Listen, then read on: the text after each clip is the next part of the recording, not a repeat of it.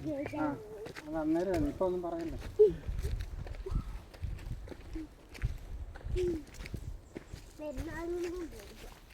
അങ്ങനെ പെരുന്നാള് വരാൻ പോവാണോടാ?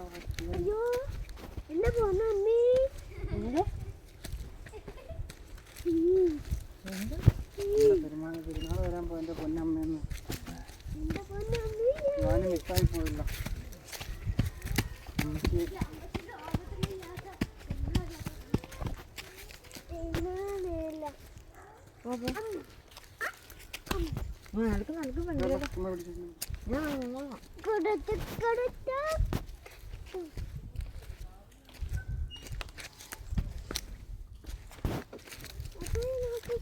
അങ്ങോട്ട് കുറച്ച് നേരെ നോക്കി നടക്കാം.